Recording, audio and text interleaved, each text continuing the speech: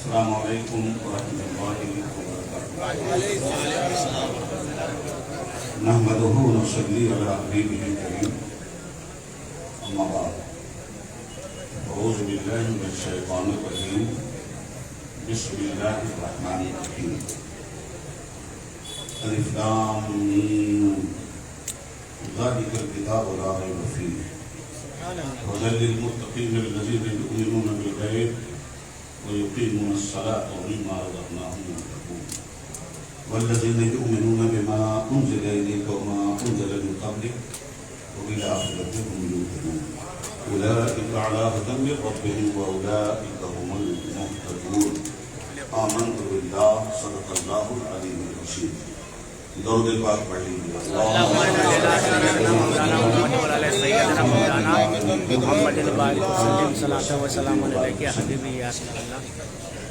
محترم علماء کرام،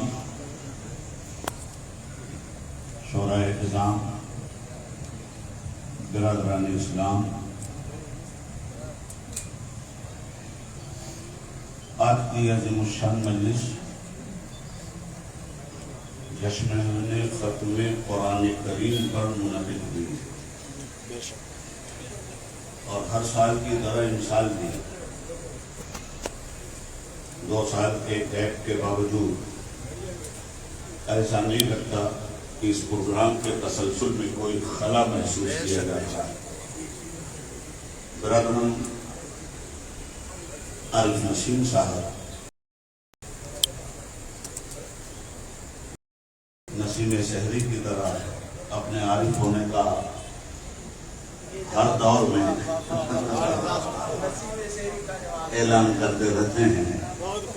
نسیم سحری خوشگوار فضاؤں میں انسان کو نیند کے ہلکورے میں جھولا جھلانے کا نام ہے، فضا سے دور رکھنے کا نام ہے، اور آدمی اگر عارف ہو جائے تو عارف سے بہت ڈرنا چاہیے، اس لیے کہ عارف ماتھے کی نگاہوں سے نہیں دیکھتا، دل کی نگاہوں سے دیکھتا ہے۔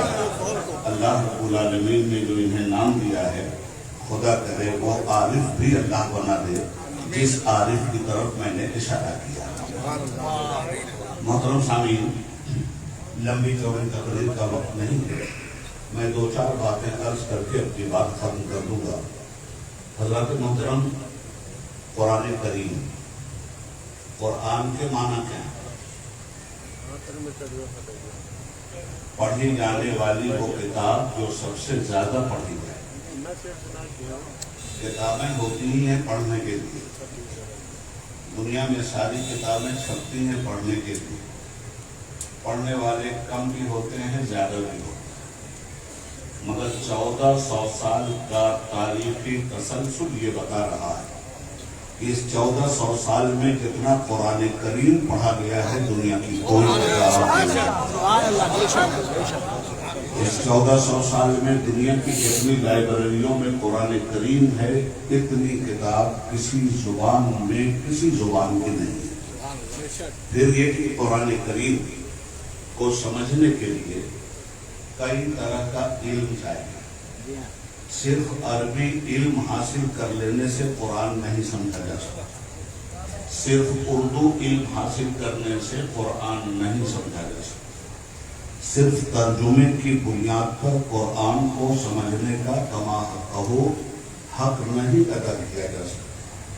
قرآن کریم وہ ہے اللہ کی کتاب جس کو سمجھنے کے لیے کم سے کم 5 علوم عالم وجود میں آئے، تب جا کر قرآن کے لفظوں کی گرہیں کھلتی ہیں۔ قرآن کو سمجھنے کے لیے علم تجوید کی بھی ضرورت ہے، قرآن کو سمجھنے کے لیے علم تفسیر کی بھی ضرورت ہے، قرآن کو سمجھنے کے لیے علم حدیث کی بھی ضرورت ہے، قرآن کو سمجھنے کے لیے علم فقہ کی بھی ضرورت ہے۔ عبید اللہ اعظمی تو آگے بڑھ کے یہ کہتا ہے کہ قرآن کو سمجھنے کے لیے علم سائنس کی بھی ضرورت ہے۔ اگر ہم نے یہ ساری چیزوں پر عبور حاصل کر لیا تو قرآن کا دروازہ کھٹکھٹانے میں کسی حد تک ہم کامیاب ہو سکتے ہیں۔ نمبر 2، دوسری بات یہ ہے کہ قرآن کریم ہے کیا؟ قرآن کریم نبی پاک صلی اللہ علیہ وآلہ وسلم کا سب سے بڑا معجزہ ہے۔ معجزات تو بہت ہیں سرکار کے، چاند کو واپس بلا لینا، سورج کو واپس بلا لینا، چاند کو دو ٹکڑے کر دینا، درختوں کو اپنی بارگاہ میں جھکا دینا، سنگریزوں سے کلمہ پڑھوا دینا۔ میرے بھائی یہ سب حضور کے چھوٹے چھوٹے معجزے ہیں۔ سرکار دو عالم کا سب سے بڑا معجزہ قرآن کریم ہے۔ اور میں آپ کو بتاؤں، چونکہ قرآن رسول کا معجزہ ہے تو معجزہ کہتے کس کو؟ معجزہ اس کام کو کہتے ہیں جو نبی کے ذریعے ظاہر ہو اور عقلوں کو حیران کر دے۔ معجزہ اس کام کو کہتے ہیں جو نبی کے ذریعے ظاہر و صادر ہو اور علم کو حیران کر دے۔ علم اور عقل کی رسائی کے پیر نسیم بھائی جہاں ٹوٹ جاتے ہیں، معجزے کی ابتدا وہیں سے ہوتی ہے۔ تو اللہ رب العالمین نے 1,24,000 کم و بیش انبیاء کرام کو ہر دور میں انسان کی رشد و ہدایت کے لیے جو بھیجا، تو کسی نبی کو معجزے کی نعمت سے محروم نہیں کیا۔ جب نبوت کی نعمت سے مالا مال کیا تو معجزے کی نعمت سے محروم کرنے کا کوئی سوال ہی نہیں پیدا ہوگا۔ اور آپ دیکھ رہے ہیں صالح علیہ السلام کی اونٹنی جو پہاڑ سے پیدا ہوئی، موسیٰ علیہ السلام کا عصا جو اژدہا بن گیا، عیسیٰ علیہ السلام کی پھونک وہ تبرئ الاکمہ والابرص وتحیی الموتى بإذن اللہ، کوڑھی پہ ہاتھ لگایا تو ابرص ختم ہو گیا، اندھے کی آنکھ پہ ہاتھ لگایا روشنی آ گیا، مردے سے کہا قم بإذن اللہ تو کھڑا ہو گیا۔ یہ سارے معجزات انبیاء کرام کے وہ ہیں جنہوں نے عقلوں کو حیران کر دیا۔ ان تمام تر معجزات کو دنیا نے دیکھا۔ غور سے سننے کے بعد جس زمانے میں یہ نبی آئے ان کی بعثت ہوئی، اس زمانے میں ضرورت کے مطابق ان معجزات کا ظہور و صدور ہوا، اور جب معجزہ آیا سامنے تو کچھ لوگ معجزہ دیکھ کر نبی کی نبوت پہ ایمان لائے، اور کچھ لوگوں نے نبی کے معجزے کو جادو قرار دے دیا۔ مگر یہ معجزات کی زندگی کب تک رہی؟ جب تک ان نبیوں کا زمانہ رہا ان معجزات کے مشاہد موجود رہے۔ مگر انبیاء کرام کا زمانہ گزر جانے کے بعد آج نہ عصائے موسیٰ کا کوئی مشاہدہ کرنے والا ہے، نہ حضرت عیسیٰ کی پھونک کا کوئی مشاہدہ کرنے والا ہے، اور نہ ہی حضرت زکریا کی دعا کا کوئی مشاہدہ کرنے والا ہے، نہ ہی حضرت صالح کی اونٹنی کا کوئی مشاہدہ کرنے والا ہے۔ اب اگر حضرت صالح کی اونٹنی کی بات ہوتی ہے تو تاریخ کے درپن میں ہم اس اونٹنی کو دیکھتے ہیں۔ موسیٰ علیہ السلام کے عصا کی بات ہوتی ہے تو موسیٰ علیہ السلام کی لاٹھی ہم تاریخ کے درپن میں دیکھتے ہیں۔ عیسیٰ علیہ السلام کے معجزات کی بات ہوتی ہے تو اب ہم تاریخ کے حوالے سے اس بات کو جانتے ہیں۔ مگر میرے مصطفیٰ کا معجزہ جو قرآن کریم ہے وہ تاریخ کے حوالے سے نہیں پہچانا جاتا، 1400 سال سے مشاہدے سے پہچانا جا رہا ہے اور قیامت تک مشاہدے سے پہچانا جائے گا۔ 1400 سال سے انسانوں کی نگاہ کے سامنے ہے اور قیامت تک انسانوں کی نگاہ کے سامنے رہے گا۔ تو معجزہ کیا کرتا ہے؟ انقلاب لاتا ہے۔ معجزہ کیا کرتا ہے؟ تبدیلی لاتا ہے۔ معجزے کے ذریعے جنہیں ہدایت ربانی ملتی ہے وہ لوگ ہدایت کی راہ پہ آ جاتے ہیں۔ وہ معجزات جو قبل از رسول پاک صلی اللہ علیہ وسلم صادر ہوئے، ان معجزات کا ایک وقت تھا، ایک زمانہ تھا، ایک سرحد کی، ایک تعین تھا۔ مگر میرے مصطفیٰ کا معجزہ یہ قرآن، جس قرآن نے دنیا میں انقلاب پیدا کر دیا، قرآن پڑھنے والوں نے دل کی دنیا میں ایمان کا اجالا پایا، قرآن پڑھنے والوں نے امن صالح کی منزل حاصل کر لی، قرآن پڑھنے والوں نے جاہل ہونے کی بنیاد پر عالم کی سند حاصل کر لی، قرآن پڑھنے والے عارف باللہ بھی بنے، قرآن پڑھنے والے غوث الاعظم بھی بنے، قرآن پڑھنے والے خواجہ ہند بھی بنے، قرآن پڑھنے والے احمد رضا خان بھی بنے، قرآن پڑھنے والے عارف باللہ بھی بنے۔ مگر کب بنے؟ جب قرآن کو انہوں نے سمجھا، اور قرآن کو نہ صرف یہ کہ سمجھا، اس لیے کہ قرآن بڑی عجیب و غریب چیز کا نام ہے۔ ایک ہے نماز جو آپ نے ابھی پڑھی ہے، حکم ہوتا ہے نماز اس طرح پڑھو کہ تم اللہ سے بات کر رہے ہو، اور قرآن اس طرح پڑھو کہ اللہ تم سے بات کر رہا ہے۔ نماز میں آپ جو کچھ پڑھتے ہیں اگر سمجھتے نہیں ہیں تو آپ کی بڑی محرومی ہے، اس لیے کہ نماز میں آپ اللہ سے بات کرتے ہیں، اور جب قرآن پڑھتے ہیں تو اللہ آپ سے بات کرتا ہے۔ 6666 آیت ہیں، یہ اللہ تعالیٰ کا لیکچر میں نصیب بھائی، یہ اللہ تعالیٰ کی تقریریں ہیں، اور جب ان تقریروں کو جب آپ سنتے ہیں تو ان تقریروں پہ عمل کرنا آپ کے لیے فرض اور لازمی ہو جاتا ہے۔ میں آپ سے عرض کروں، مسلمانوں کے بارے میں ایک خبر چلی اسلامو فوبیا کی، اور ساری دنیا میں مسلمانوں کے بارے میں ایک مشہور کر دیا گیا کہ یہ آتنکوادی قوم ہے۔ ساری دنیا کے منہ میں زبان ڈال دی گئی کہ مسلمان آتنکوادی قوم ہے، اور اسی کلکتہ کی سرزمین پر چاند من چوپڑا کا کھوپڑا خراب ہوا تھا، اور اس نے ہائی کورٹ میں قرآن کریم کے بارے میں ایک رٹ داخل کی تھی کہ قرآن کو بین کیا جائے، اس لیے کہ قرآن فتنے کی جڑ ہے، قرآن فساد کی جڑ ہے، قرآن تفریق کی جڑ ہے، میں اس کا معافی ضمیر آپ کو بتا رہا ہوں، اور قرآن مسلمانوں کو آتنکواد سے کھلاتا ہے۔ میں نے اس زمانے میں 1984 اور 85 میں ڈٹ کر کے اس کا مقابلہ کیا، اور اس مردود پر محنتی کو نسیم بھائی اس کے گھر پہنچایا، اور عدالت نے اتنی بڑی پھٹکار لگائی کہ پھر دوبارہ کوئی ہمت ہندوستان میں نہیں کر سکا کہ قرآن کریم کے بارے میں کوئی رٹ کسی عدالت میں داخل کرے۔ قرآن کریم ایسی اللہ تعالیٰ کی عظیم الشان کتاب، اور رسول پاک صلی اللہ علیہ وسلم کا ایسا عظیم الشان معجزہ ہے کہ اس معجزے کا کمال یہ رہا کہ جب ساری دنیا میں یہ شور مچا دیا گیا کہ قرآن کے ذریعے آتنکواد پھیل رہا ہے، قرآن کے ذریعے ٹیررزم پھیل رہا ہے، تو دنیا کے جن ملکوں کے عوام نے اس بات کو قبول کر لیا تھا، اتنا قرآن کریم دنیا کی مارکیٹ میں خریدا گیا، دنیا کی تمام غیر مسلم اقوام نے اتنا جل کے قرآن خریدا ہے اس زمانے میں کہ اتنی بڑی نشر و اشاعت ورلڈ پیمانے پر کبھی نہیں ہوئی۔ انگریزوں نے پڑھنا شروع کیا کہ یار اس کتاب کو پڑھو تو صحیح جو فساد کی جڑ ہے، عیسائیوں نے پڑھنا شروع کیا، پڑھو تو اس کتاب کو جو فساد کی جڑ ہے، یہودیوں نے پڑھنا شروع کیا، پڑھو تو اس کتاب کو جو فساد کی جڑ ہے، ملحدوں نے پڑھنا شروع کیا، پڑھو تو اس کتاب کو جو فساد کی جڑ ہے، کافروں مشرکوں نے پڑھنا شروع کیا، پڑھو تو اس کتاب کو جو فساد کی جڑ ہے۔ اب جب دنیا نے پڑھنا شروع کیا قرآن کو، تو دنیا نے بجائے اس کے کہ قرآن کریم پر فساد کا الزام لگایا ہو، دنیا قرآن پڑھتی جا رہی تھی اور لا الہ الا اللہ محمد رسول اللہ کہتی جا رہی تھی۔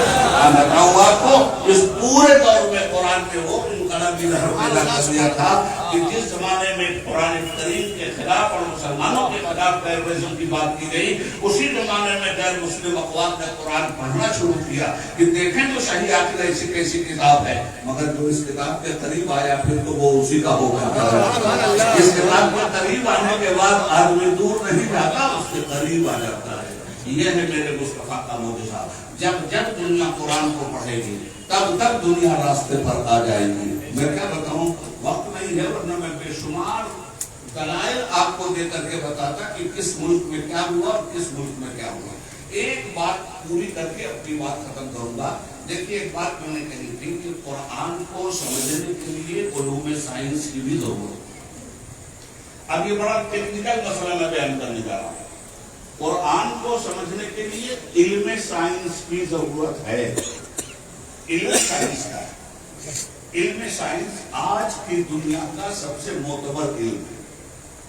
علم سائنس نے آج کی دنیا کے سارے علوم پر اپنی فتح مندی کے جھنڈے گاڑ دیے ہیں۔ بے شمار محنتیں کرتے ہیں لوگ، چھپی ہوئی چیزوں کی حقیقتوں کو برآمد کر دینے والے علم کا نام ہے علم سائنس۔ چھپی ہوئی حقیقتوں کا اظہار کر دینے کا نام کیا ہے؟ علم سائنس۔ تو علم سائنس کا پہلے اصول سمجھیں اور پھر قرآن کا اصول سمجھیں۔ ہمارے علماء کرام نے ان کی دعائیں ہم چاہیں گے، اس لیے کہ بڑا ہی دقیق اور فلسفیانہ میٹر میں آپ کے سامنے رکھ رہا ہوں۔ علم قرآن کا اصول کیا ہے اور علم سائنس کا اصول کیا ہے؟ اس لیے کہ کوئی بھی علم چلتا ہے اپنے اصول کی بنیاد۔ علم سائنس کا اصول نسیم بھائی اقدام و خطا، علم سائنس یہ کہتا ہے کہ ہم جو کچھ بھی اقدام کر رہے ہیں اس میں خطا کا امکان ہے. ہم جو کچھ ثابت کر رہے ہیں جتنے زمانے تک اس کے خلاف کوئی ثبوت نہیں ملتا اتنے زمانے تک ہماری بات صحیح ہے، اور جس زمانے میں ثبوت اور دلیل کے ساتھ ہماری بات رد کر دی جائے گی ہم بھی اس بات کو نہیں مانیں گے. مثال کے طور پر ڈارون نے کہا تھا کہ انسان بندر کی اولاد ہے.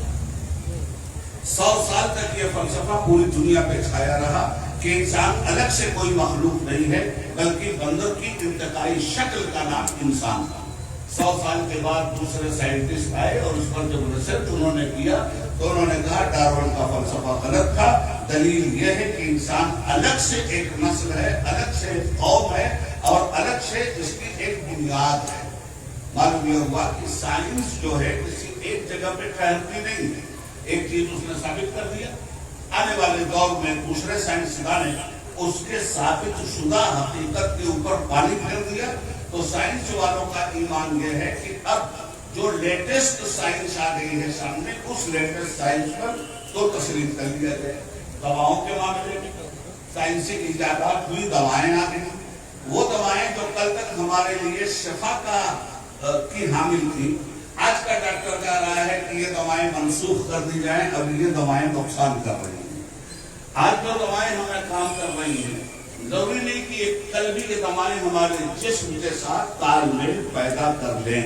تو سائنس ہر وقت متحرک ہے، ریسرچ کر رہی ہے اور چیزوں سے پردے اٹھا رہی ہے. تو سائنس کا اصول یہ ہے کہ جس دن ہماری بات کو کوئی سائنٹسٹ تقریر کے ذریعے دلیل کے ذریعے رد کر دے گا ہم اس دن اس فلسفے کو رد کر دیں گے. قرآن کا کیا فلسفہ ہے؟ قرآن کا اصول کیا ہے؟ قرآن کا اصول ہے لا تبدیل لکلمات اللہ. ہم نے جو کہہ دیا وہ اٹل ہے، ایک لفظ ادھر ادھر نہیں ہوگا.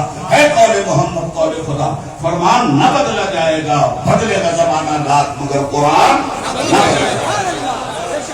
اب میں اس کی دلیل آپ کو دوں. سائنس نے 7 جولائی 1968 میں ایک تجربہ کیا چاند پر جانے کا، اور 69 میں 7 جولائی کو وہ چاند پہ چلے گئے. امریکہ نے ایک اعزاز حاصل کیا.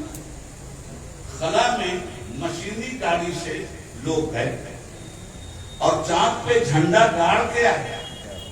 یہ اور بات ہے کہ وہاں سے پتھر لائے تھے، ان پہ پتھر پڑا تھا، لاتے کیا پر لائے ہوئے اور انہوں نے دنیا کو دکھلایا. پوری دنیا میں پہنچا لا کے چاند پہ چلے گئے. چاند پہ کیسے پہنچ گئے؟ آخری بات کہنا ہمارے یہاں بھی کچھ لوگوں نے انکار کر دیا. بے شمار لوگ چاند پر پہنچنے کے معاملے میں محتمل صدق و کذب بن گئے. کچھ کا ماننا تھا کہ چاند پہ پہنچے اور کچھ عالموں کا ماننا تھا کہ امپاسبل، ناممکن چاند پر پہنچنا. دنیا کو پہنچ گئے.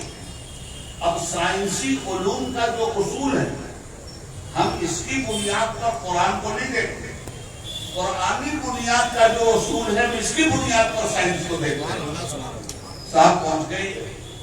اب ذرا آئیے ہم چھان بین کریں کتنے بھی ایسے راز ہیں جس کا قرآن نے دروازہ کھولا اور اس سے پہلے دنیا نہیں جانتی تھی، مگر ہم لوگوں نے ریسرچ کرنے میں بڑی غفلت کی. ہم نے قرآن کو سمجھنے کے لیے قرآن کی خدمت کا وہ حق ادا نہیں کیا جو حق قرآن کی خدمت کا ادا کرنا ہمارے ذمہ ضروری تھا. ہم ان تمام مفسرین کو سلام کرتے ہیں، ہم ان تمام مترجمین قرآن کو سلام کرتے ہیں جنہوں نے اپنی بساط ہر قرآن کے معنی اور مفہوم کو قوم کو سمجھانے کی کوشش کی. مگر قیامت تک آپ قرآن کے معنی اور مفہوم کو مکمل طور پہ سمجھا ہی نہیں سکتے. قرآن کو اس نے سمجھا ہے جس کے اوپر قرآن نازل ہوا تھا. قرآن کو تو وہ جبریل امین بھی نہیں سمجھ سکے جو لے کے آتے تھے. میں آپ کو بتانا چاہوں گا جبریل امین لے کے آئے تھے وَالضُّحَىٰ وَاللَّيْلِ إِذَا سَجَىٰ، لے کے آئے سمجھا تھا. مصطفیٰ سے کہا آپ کا رب آپ کے چہرے کی قسم کھاتا रहा है। आपका रब आपके जुल्फे मुअत्तब की कसम खाता है। लेके आए लेटर जनाब जिब्रील अमीन इन्नका लअला खुलुकिन अज़ीम। अरे कहा मुस्तफा आपकी शान अल्लाह क्या बयान कर रहा है। लेके आए जिब्रील अमीन खत वमा रमैता इज़ रमैता वलकिन्नल्लाह रमा। लेके आए यदुल्लाहि फौका यदिहिम फमन नकस फइन्नमा यनकसु अला नफ्सिही। लेके आए व रफ़अना लका ज़िक्रक।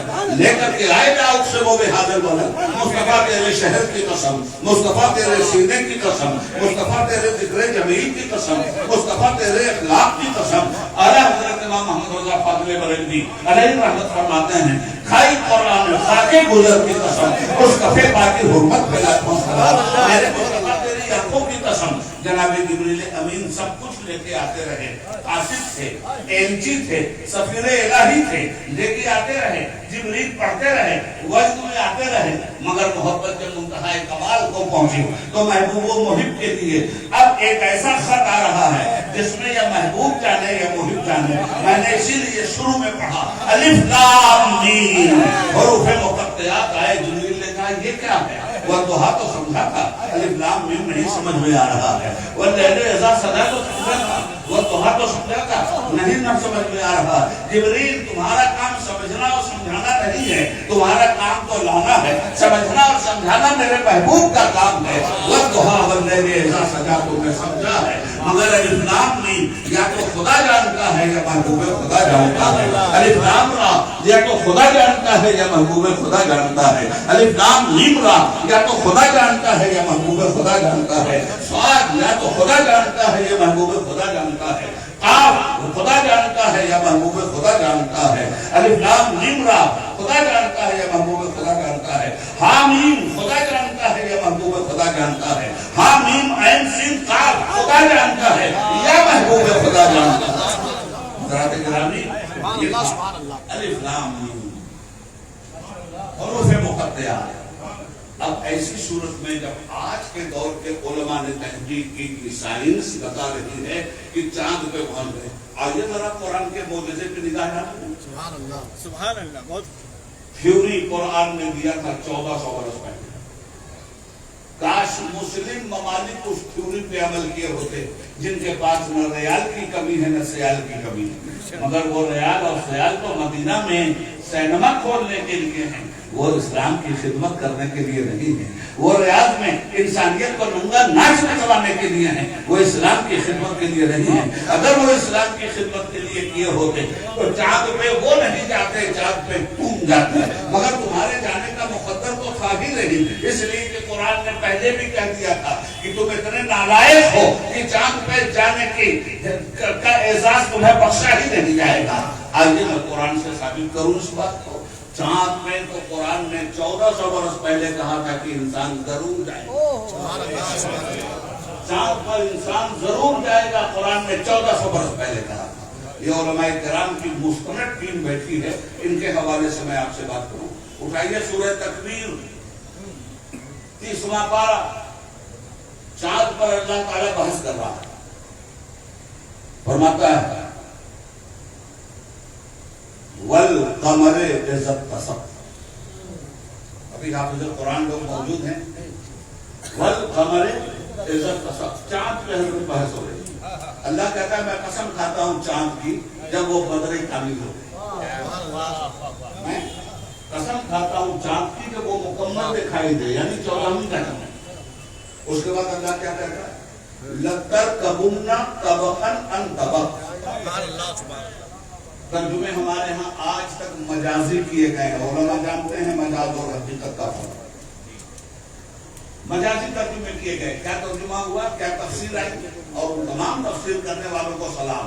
इसलिए कि कुरान के माना के समुद्र में डूबने वाले हर दौर में डूबते रहेंगे और नहीं तो नए मोती निकाल निकाल करके लाते रहेंगे। हमारे उलमा ने मजाजी तर्जुमा क्या किया, तुम जरूर जाओगे एक मंजिल से दूसरी मंजिल तक। इसकी तफसीर क्या बयान की गई, तुम पैदा हुए हो, जवान हो जाओगे, जवानी से बुढ़ापे की मंजिल में जाओगे, बुढ़ापे से मौत की मंजिल में जाओगे, मौत से कब्र की मंजिल में जाओगे, बरज़ख की मंजिल में जाओगे, बरज़ख से महशर की मंजिल में जाओगे, महशर से जन्नत या जहन्नम की मंजिल में जाओगे।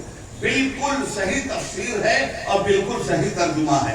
मगर अभी जरूरत थी कुरान ہم یہ نہیں ہیں کہ ہم قرآن کے خادم ہیں. کون ہے جو قرآن کی خدمت کر سکتا ہے؟ ارے قرآن کا کمال یہ ہے کہ قرآن ہر دور میں اپنے خادم پیدا کرتا رہتا ہے، ایک سے ایک خادم پیدا کرتا ہے، اور اس دور میں بھی وہ خادم پیدا ہوئے، ہر دور میں وہ خادم پیدا ہوتے رہیں گے. حضرات گرامی، قرآن کریم کا یہ ترجمہ جو مجازی ترجمہ ہے اس وقت تک کے لیے قابل قبول ہے جب تک حقیقت پردہ خفا میں ہے، اور اگر اس سلسلے میں کوئی حقیقت منکشف ہو جائے تو پھر ترجمہ کرنے کے لیے ہمیں دوسرا راستہ اختیار کرنا پڑے گا.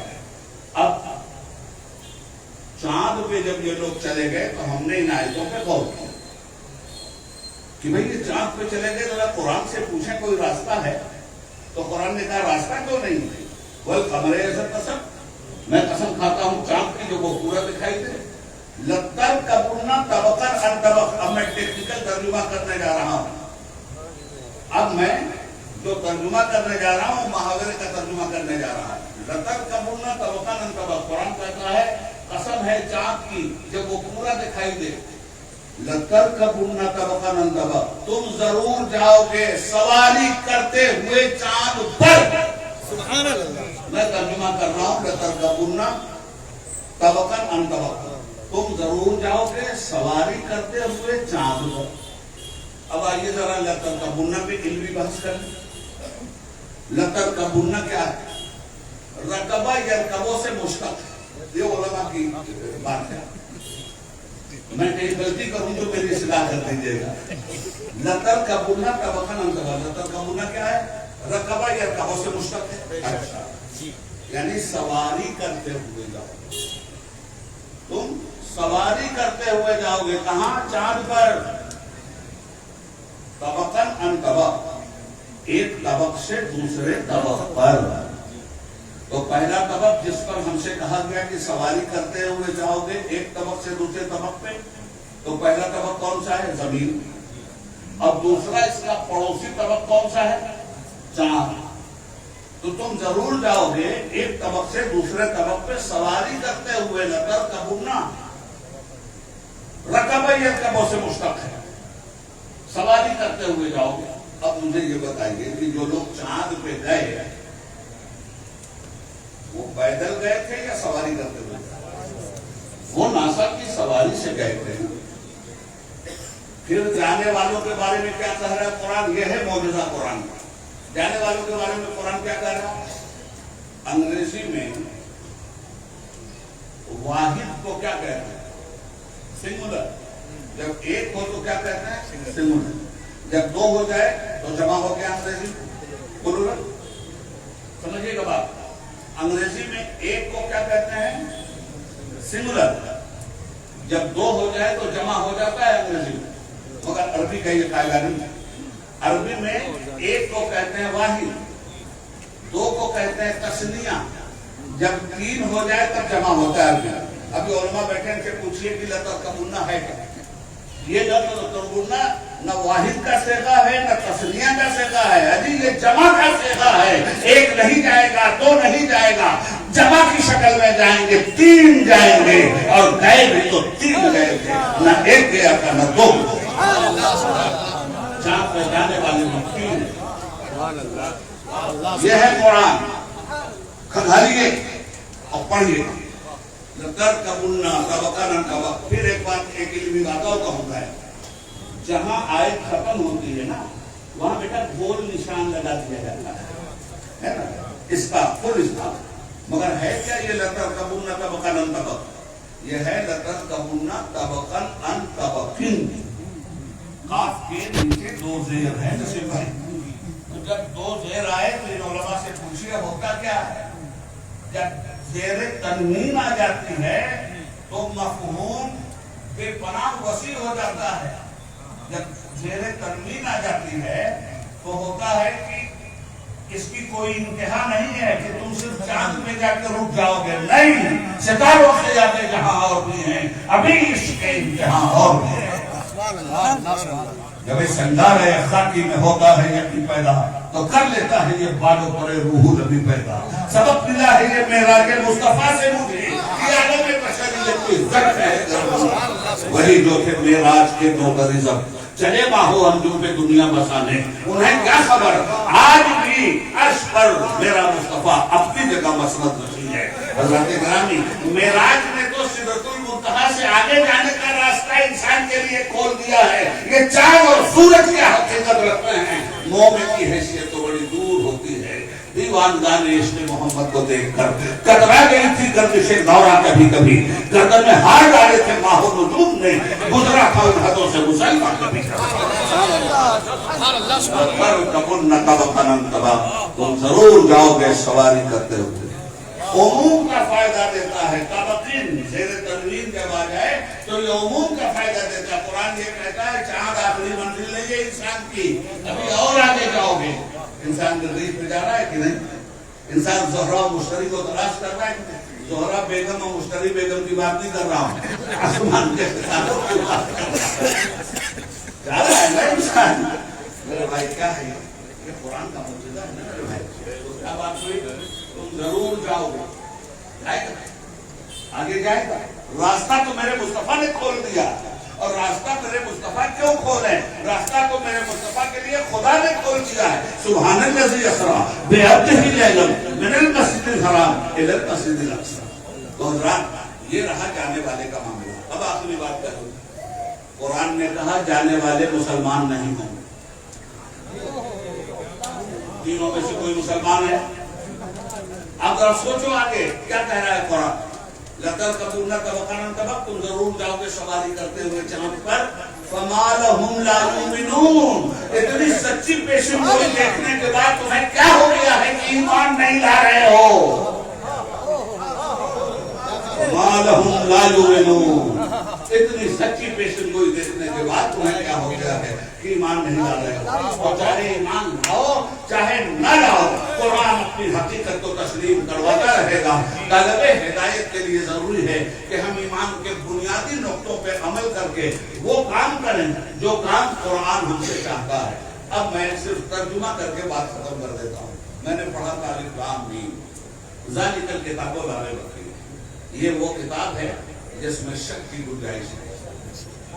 شک کے ساتھ اس کو پڑھیے گا کوئی فائدہ نہیں. ھدی للمتقین, یہ پرہیزگاروں کے لیے. قرآن سے فائدہ کون اٹھا سکتا ہے؟ جو پرہیزگاری کے لیے تیار ہے. اور پرہیزگاری کے لیے تیار ہونے والے کو کیا بتایا گیا؟ والذین یؤمنون بالغیب, پرہیزگاروں کی علامت یہ ہے کہ غیب پر ایمان لاتے ہیں. غیب پر ایمان لاتے ہیں. واٹ از دا غیب؟ غیب کیا ہے؟ غیب وہ ہے جو حواس خمسہ سے جس کا پتہ نہ چل سکے. ہاتھ چھو رہا ہے, پتہ چل رہا ہے یہ نرم ہے یہ گرم. آنکھ دیکھ رہی ہے, پتہ ہے کہ یہ برا دیکھ رہا ہوں کہ بھلا دیکھ رہا ہوں. ناک سونگھ رہی ہے, پتہ ہے بدبو سونگھ رہے ہیں یا خوشبو سونگھ رہے ہیں. زبان بول چکھ رہی ہے, پتہ ہے ہم خراب چیز چکھ رہے ہیں یا اچھی چیز چکھ رہے ہیں. ہاتھ کان سن رہا ہے, برائی سن رہے ہیں یا بھلائی سن رہے ہیں. تو حواس خمسہ اصطلاح مذہب میں کن چیزوں کا نام ہے؟ ہاتھ کا, ناک کا, زبان کا, آنکھ کا, کان کا. غور سے سن لینا یہ باتیں. ان تمام چیزوں سے آدمی چیزوں کی حقیقت کو محسوس کرتا ہے. ہاتھ سے چھو کر نرم گرم محسوس کر لیتا ہے, چکھ کر میٹھا کھٹا محسوس کر لیتا ہے, دیکھ کر اچھا برا محسوس کر لیتا ہے, اور سن کر اچھا برا محسوس کر لیتا ہے. مگر غیب اس کو کہتے ہیں جو نہ ہاتھ سے چھوا جا سکے, نہ زبان سے چکھا جا سکے, نہ آنکھ سے دیکھا جا سکے, نہ کان سے سنا جا سکے, نہ ناک سے سونگھا جا سکے. میں کہتا ہوں اللہ غیب ہے نا. ہاتھ سے چھو لو گے, ناک سے سونگھ لو گے, آنکھ سے دیکھ لو گے. فرشتے غیب ہیں, فرشتے غیب ہیں, جنت غیب ہے, جہنم غیب ہے, پلسرات غیب ہے, خزانہ بشر غیب ہے, برزخ غیب ہے. یہ ہے وہ غیب جس پر ایمان لانا ضروری ہے. یہاں عقل کا گھوڑا جو چلائے گا وہ قرآن سے کوئی فائدہ نہیں اٹھا پائے گا. والذین یؤمنون بالغیب, اچھے لوگوں کی, ایماندار لوگوں کی پہچان قرآن بتا رہا ہے. وَأَقِیمُوا الصَّلَاةَ, اور یہ لوگ نماز کو قائم کرتے ہیں. معلوم یہ ہوا کہ قرآن سے ہدایت اسی کو ملے گی جو نماز کو قائم کرے. وَمِمَّا رَزَقْنَاهُمْ يُنْفِقُونَ, ہم نے جو کچھ تمہیں دیا ہے تم اللہ کی راہ میں خرچ کرو. یہ ہے متقی کی پہچان. وَالَّذِينَ يُؤْمِنُونَ بِالْغَیبِ وَيُقِیمُونَ الصَّلَاةَ وَمِمَّا رَزَقْنَاهُمْ يُنْفِقُونَ والذین یؤمنون بما انزل الیک من قبلک وبالآخرۃ هم یوقنون. اے میرے نبی، جو کچھ آپ پر نازل ہوا ہے اور جو کچھ آپ سے پہلے ہم نے اپنے رسولوں پہ نازل کیا تھا، ان پر ایمان لانے والا متقی و پرہیزگار ہے. قیامت اور آخرت پر یقین رکھنے والا متقی و پرہیزگار ہے.